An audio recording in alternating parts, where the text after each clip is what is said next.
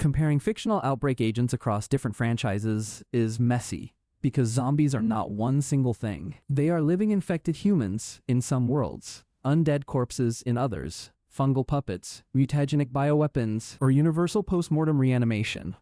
Some franchises give precise epidemiological rules explaining exactly how their infection spreads, while others leave those details deliberately vague, which means a fair ranking has to weigh both explicit lore details and the broader implications the fiction clearly intends for the audience to understand. Not every placement on this list will be obvious to every viewer, and reasonable disagreement between different fans about the exact order is completely expected, since fictional biology rarely provides the kind of hard data real epidemiologists would demand before drawing firm conclusions. To rank these fairly, we need 3 clear criteria that actually apply across every single franchise on this list. These criteria matter because raw popularity and screen time do not automatically translate into genuine threat level, and this countdown is built to separate the two clearly.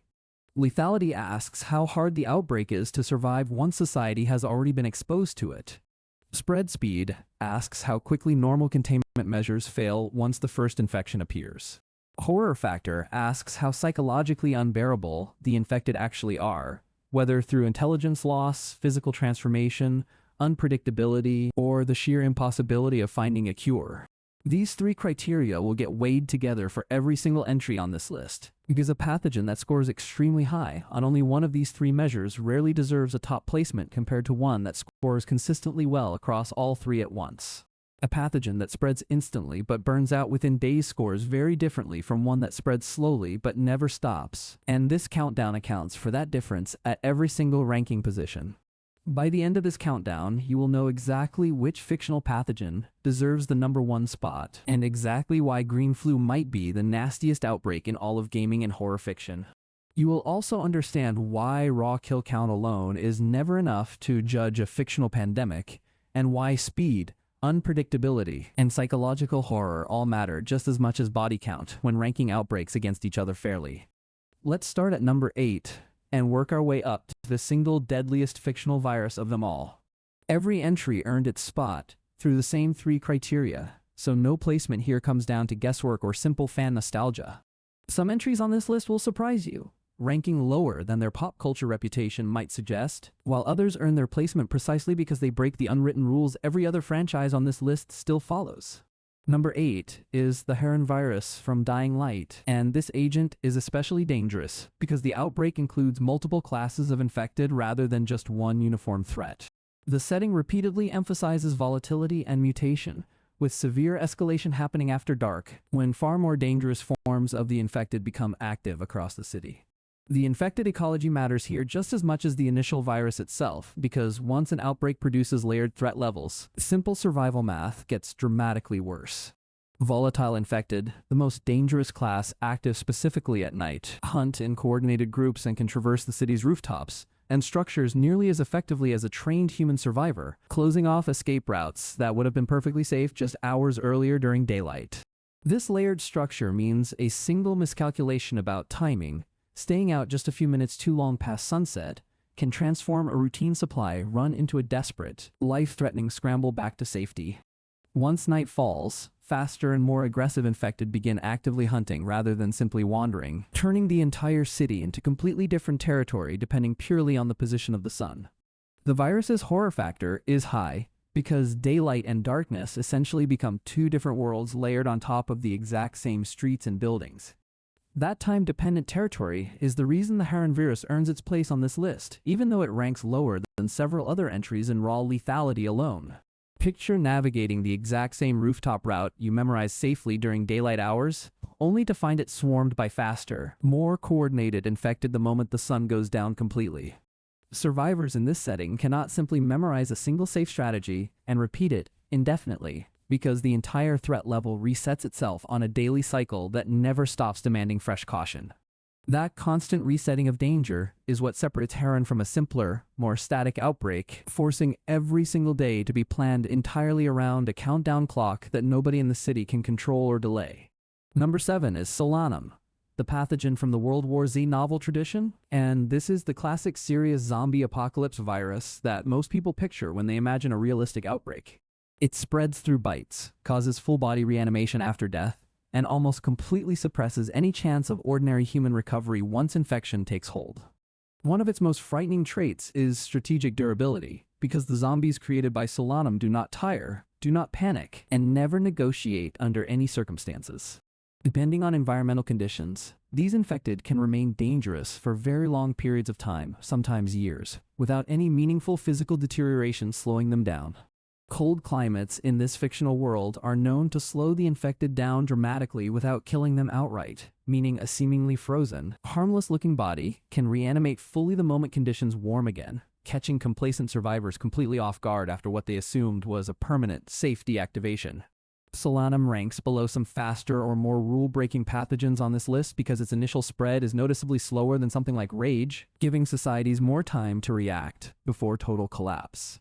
But on long-term civilization destruction, Solanum is brutally effective, grinding down human resistance over months and years rather than delivering one single explosive collapse. Think of it as the marathon runner of fictional pathogens, never sprinting ahead in the first week, but steadily outlasting every human defense erected against it across years of sustained pressure. Militaries in this fictional world eventually adapt tactics and fortified strongholds to hold their ground, yet the sheer patience of Solanum means even well-defended positions eventually face attrition simply because the infected never stop coming and never need rest. That patience is precisely what makes Solanum feel less like a sudden disaster and more like an entirely new, permanent condition the surviving world has to learn to live inside forever. Number 6 is the T-Virus, and its related outbreaks from the Resident Evil franchise, one of the most famous outbreak agents in all of gaming history. The T-Virus behaves less like a single, neat zombie virus, and more like part of a much wider bioweapon ecosystem built around mutagenic catastrophe on a massive scale.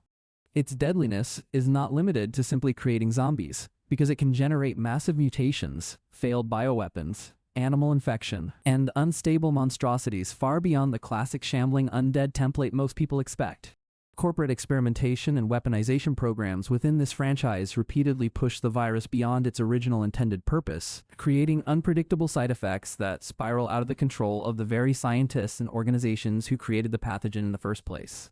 This corporate mismanagement angle adds a layer of horror distinct from every other entry on this list, because the true villain is not simply the virus itself, it is the human ambition and greed that kept pushing the technology further despite repeated warnings and repeated containment failures across multiple incidents. That recurring pattern of preventable disaster driven by human decisions rather than pure biological accident gives the T-Virus a uniquely tragic quality among the entries covered so far in this countdown. In terms of franchise scale and mutation potential, the T-Virus is genuinely extraordinary, producing threats that range from slow-moving infected civilians to towering biological weapons capable of leveling city blocks.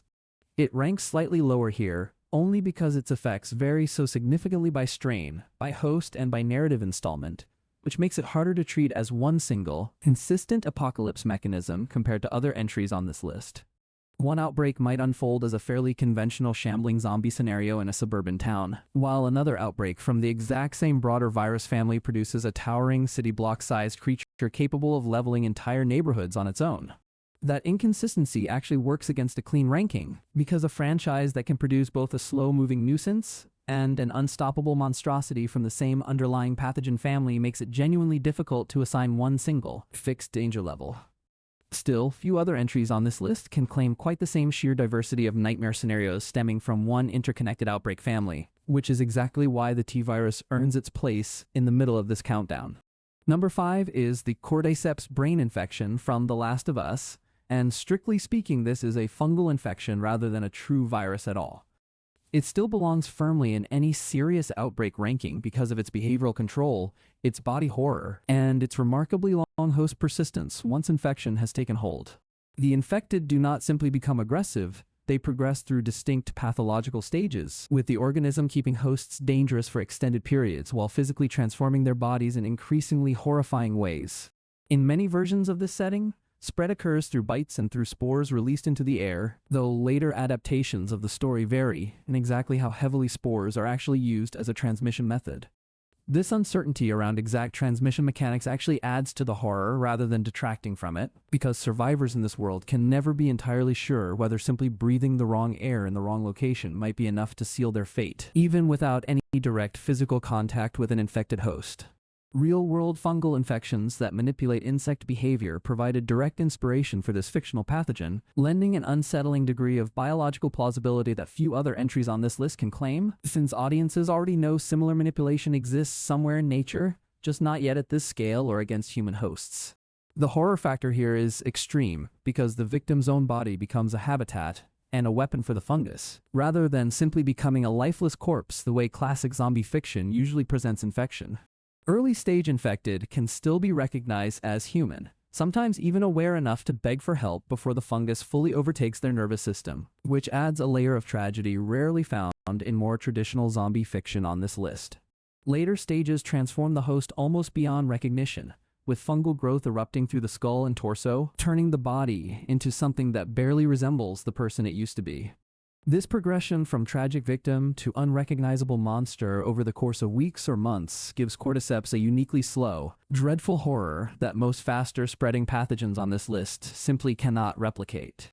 Number 4 is the Rage virus from 28 Days Later and its related continuity, and this pathogen is often placed first in other rankings because its spread is so astonishingly fast compared to almost anything else on this list.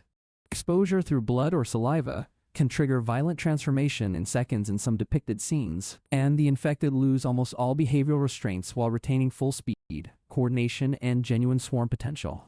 A single drop of infected blood landing in a person's eye or an open wound is enough to guarantee transformation, meaning even minor, seemingly survivable injury sustained during a chaotic encounter can carry the exact same fatal consequence as a direct bite. The main reason Rage does not automatically take the top spot in this particular ranking is that the infected remain biologically alive throughout the entire process, meaning they may eventually die from starvation or environmental exposure over time. That built-in shelf life matters enormously for long-term survival calculations, because a Rage outbreak that burns through its host population quickly may eventually collapse on its own without any outside intervention at all. Even accounting for that limitation, as an urban collapse pathogen, Rage remains one of fiction's most devastating creations, capable of turning a calm city into a war zone within a matter of hours rather than days or weeks. Picture an ordinary morning commute suddenly interrupted by a single infected individual breaking through a crowd, and within minutes an entire train platform full of people has been exposed through blood and violent contact alone. There is no incubation period offering any warning window here, no early symptom stage giving anyone time to isolate the infected before they become dangerous, only an almost instant switch from ordinary human to unstoppable threat. That speed is precisely why settings built around Rage tend to focus on the first days of collapse rather than a long, drawn-out siege, because the entire outbreak essentially peaks and burns through its most explosive phase before most other pathogens on this list have even finished their first wave of infections. Number 3 is Trioxin 245 from Return of the Living Dead, and this agent deserves a high placement because it breaks many of the core assumptions people rely on to survive typical zombie fiction. The reanimated dead affected by trioxin are not reliably neutralized by destroying the brain, which is the one rule almost every other zombie franchise treats as an absolute, reliable law of survival. These infected can remain dangerous even in pieces, which completely upends standard survival logic and forces characters to abandon every tactic that would normally work against a more conventional zombie threat. Incineration, the usual last resort against zombie outbreaks in most other fiction, can actually worsen the problem here by spreading contaminated material further, famously turning containment efforts into an atmospheric disaster spreading across an entire region. The infected also speak and pursue brains with explicit, communicated intent, which increases the psychological horror significantly compared to silent, mindless undead found in most other franchises on this list. Hearing an infected creature clearly articulate its intentions and desires strips away any comforting distance a survivor might otherwise maintain by thinking of the threat as a mindless animal, forcing an uncomfortable acknowledgement that some fragment of intelligence or personality has survived inside the reanimated body. Even though the setting is stylized and often played for dark comedy, the in-universe implications of Trioxin 245 are genuinely catastrophic once you take the underlying mechanics seriously. Imagine a standard containment protocol that has worked reliably across dozens of other fictional outbreaks. Isolate the infected, destroy the brain, dispose of the remains safely, and watch every single step of that protocol fail against this one specific pathogen. Destroying the brain barely slows a trioxin-infected body down. Disposal through burning actively releases the contamination into the air, where it can spread even further than the original outbreak ever managed on its own. Even dismembered, individual pieces of an infected body can continue moving and searching, meaning survivors cannot even rely on incapacitation through dismemberment the way they safely could against most other zombie threats covered throughout this entire countdown. That total failure of every standard zombie survival tactic is exactly why trioxin deserves such a high placement, because it does not just present a dangerous threat, it actively punishes the very responses that would normally save lives against any other entry on this list. Number 2 is the wildfire-type infection from The Walking Dead, and the most terrifying trait in this entire universe is not simple bite transmission at all. It is that reanimation appears to be universal, or very nearly universal, among the human population after death, regardless of whether that person was ever bitten or exposed to an infected individual in the first place. Bites and severe exposures still kill victims significantly faster than natural death would, but the underlying trigger for reanimation itself is death, not infection through contact alone. That single detail changes the entire logic of the apocalypse completely, because a society can successfully suppress every external source of spread only to discover that death itself is the trigger waiting quietly everywhere, all the time. Hospitals, prisons, private homes, emergency shelters, and even ordinary battlefield casualties all become outbreak nodes under this system, regardless of how carefully anyone tries to isolate the infected from the healthy population. A hospital in particular becomes a uniquely dangerous location under these rules, since it concentrates exactly the kind of ordinary, non-violent deaths, illness, old age, organ failure that would trigger reanimation regardless of any bite ever occurring anywhere nearby. On pure spread speed, several other pathogens on this list move faster than wildfire does, but on sheer existential inevitability, this infection is nearly unmatched by anything else covered in this countdown. Consider the sheer psychological weight of knowing that every single person around you, every ally, every stranger, every family member is already carrying the seed of their own reanimation, regardless of anything anyone does to protect them. A community in this setting could theoretically defend itself perfectly against every external bite and every outside attack for years, and it would still eventually face an outbreak from within, triggered by nothing more than old age, illness, or simple accident. That inescapable quality transforms the entire genre of survival storytelling built around wildfire, because the real enemy was never really the shambling infected wandering outside the walls. It was always the quiet, universal countdown, ticking inside every single living person from the moment they were born. And now, the single deadliest fictional zombie virus on this entire list, taking the number 1 spot, is green flu from Left 4 Dead.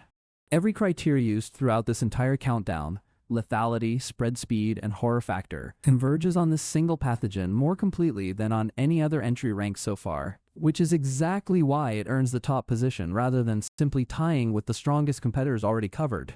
Green flu is one of the nastiest fictional outbreak agents ever created because it combines unusually efficient spread, rapid societal collapse, and living infected who can move at full speed rather than shambling slowly like classic zombies. Unlike most zombies in fiction, green flu's infected are not classic undead shamblers at all. They are living human beings driven into a hyper-aggressive pathological state that retains nearly all of their original physical speed and coordination. The existence of carriers makes this outbreak even darker than most competitors on this list, because some survivors appear not to succumb to obvious symptoms at all, yet still spread or silently harbor the infection within their own bodies. That single detail undermines quarantine logic and social trust more completely than almost anything else on this countdown, because a healthy-looking neighbor, a calm-looking stranger, or even a trusted friend could secretly be carrying the exact same infection without any visible warning sign at all.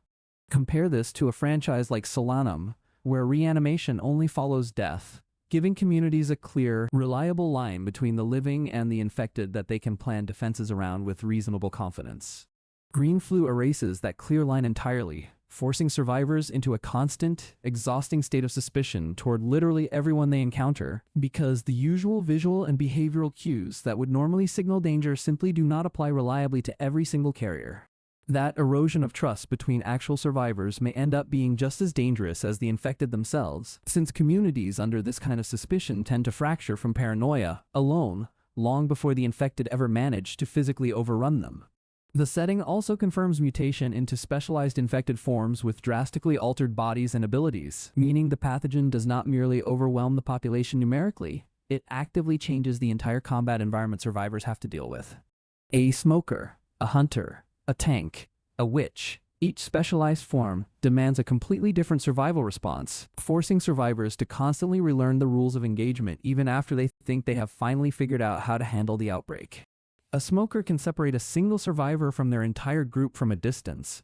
A hunter can strike from above with almost no warning. A tank can demolish cover that would stop every other threat on this list, and a witch punishes any survivor careless enough to make noise nearby.